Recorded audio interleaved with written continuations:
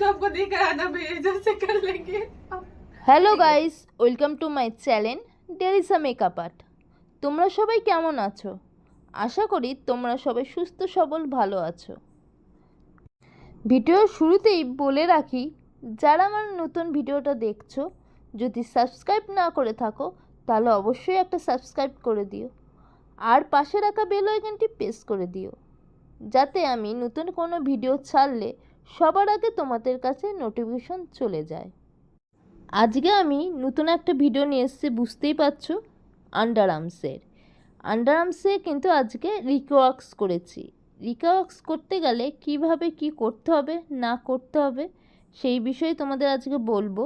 আর আজকে আমার ক্লায়েন্ট এই নিয়ে 2বার আন্ডারআর্মস করলো, তো তার রিয়াকশানটা আজকে তোমাদের সঙ্গে শেয়ার করব। সেই জন্যই কিন্তু আমি ভিডিওটা আরও বেশি করে নিয়ে এসেছি। চলো বেশি কথা না বলে শুরু করা যাক মূল ভিডিওতে।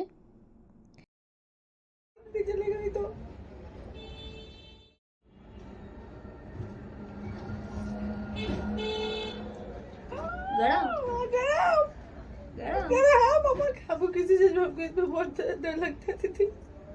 मेरे को नहीं, इस चीज में, इससे दीदी चाल में लग गया हो, दीदी चाबड़ा में लग गया। আন্ডারআর্মস করতে গেলে সবার আগে দেখে নিতে হবে হেয়ারটা কোন দিকে গ্রোথ আছে। সেই দিকে গ্রোথ আছে সেই অনুযায়ী কিন্তু রিওয়াক্স বলো, जय बजरंगबली, जय बजरंगबली, जय बजरंगबली। दीदी आप बहुत गलत करते हैं मेरे साथ, आप मानिए मत मानिए। तो बहुत अच्छा लड़की, हाथ चला। नहीं दीदी, दीदी दीजिए ना। कितना गाल ग्लो कर रहा है। ग्लो का आपको पता है, ग्लो को बना रहे हैं खींचने के लिए। ग्लो ग्लो नहीं दीदी लगेगा। रुको छोड़ो छोड़ो। दीदी प्लीज मत लगाइएगा उस दिन जो क्या भाई।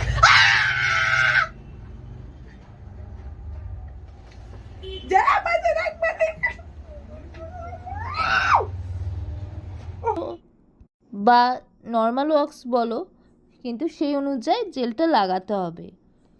জেলটা যেদিকে হেয়ার যাচ্ছে সেই অনুযায়ী কিন্তু লাগাতে হবে, মানে যেদিকে হেয়ার গ্রোথ উপরের দিকে গেলে উপরের দিকে জেলটা লাগাতে হবে মুখ করে, আর যদি নিচের দিকে থাকে তাহলে নিচের দিকে মুখ করে লাগাতে হবে। দেখো আমার ক্লায়েন্টের 2 দিকে মুখ করা হেয়ার ছিল বলে আমি কিন্তু 2 ভাগেই জেলটা লাগিয়েছিলাম, মানে রিওয়াক্সটা লাগিয়েছিলাম। তার উল্টো দিকেই কিন্তু আমি স্টিপ দিয়ে তুলে দিয়েছি।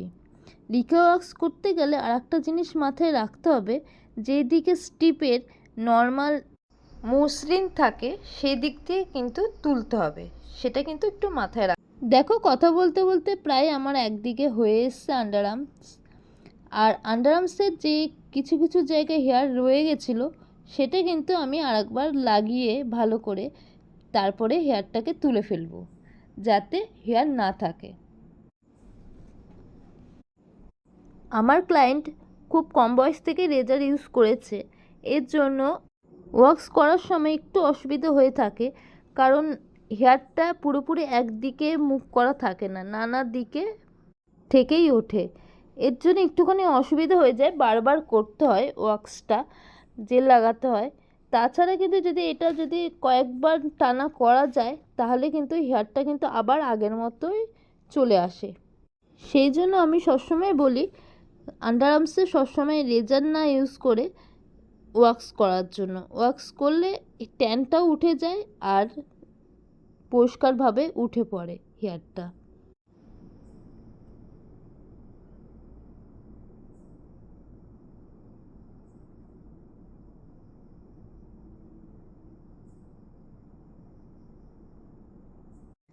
আর একটা কথা বলতে ভুলে গেছিলাম, আন্ডারআর্মস বা ওয়াক্স করার আগে আর একটা কথা ক্লায়েন্টকে জিজ্ঞাসা করে নেবে, যাতে আন্ডারআর্মসে কোনো কিছু লাগানো আছে কি না।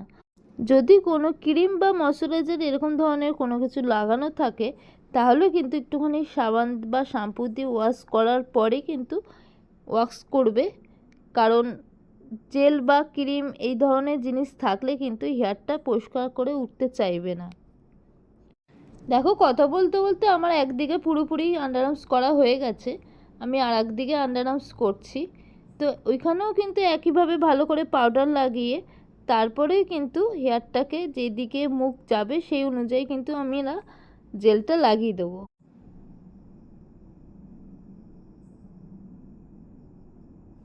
আমার ক্লায়েন্টের ওয়াক্স করার সময় আমি একটুখানি বেশি একটু কথা বলি, তার কারণ হচ্ছে আমি যদি কথা বলি তাহলে কথার দিকেই মাথাটা থাকবে আর ওয়াক্স করার সময় অতটা কষ্ট পাবে না।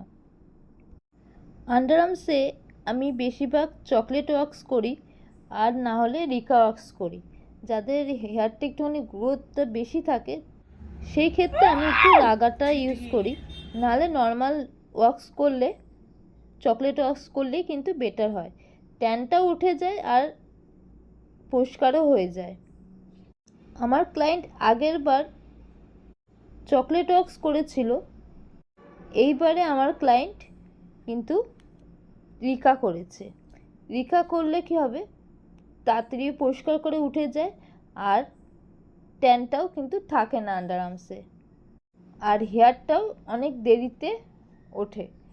আমার ক্লায়েন্ট শুধু আন্ডারআর্মস করেনি, তার সঙ্গে কিন্তু ফেসিয়ালও করেছিল আর হেয়ার স্পাও করেছিল।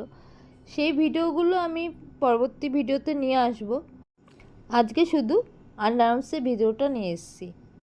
দেখতেই পারলে আন্ডারআর্মসের হেয়ারটা ঠিক দুই দিকে গেছে বলে আমি কিন্তু দুই দিক দিয়ে কিন্তু হেয়ারটা তুলে ফেলেছি।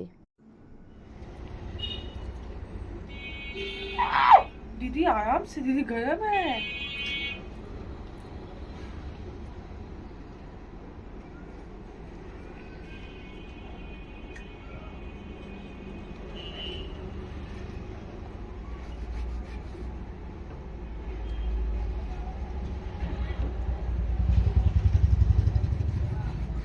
हाथ धो,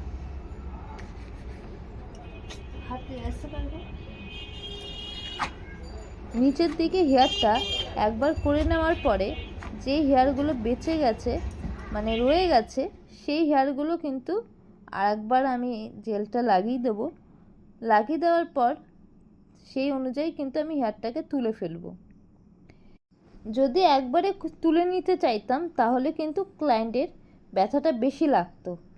আমার ক্লায়েন্ট একটুখানি কষ্ট বেশি পায়, সেই জন্য আমি একটুখানি বেশি করে পাউডার লাগিয়ে ক্লায়েন্টের সঙ্গে বেশি করে কথা বলে বলে যে দিক কাজ হচ্ছে সেই দিক দিয়ে মাথাটা অন্য দিকে নিয়ে যাওয়ার চেষ্টা করছি, যাতে ব্যথাটা কম লাগে ক্লায়েন্টের।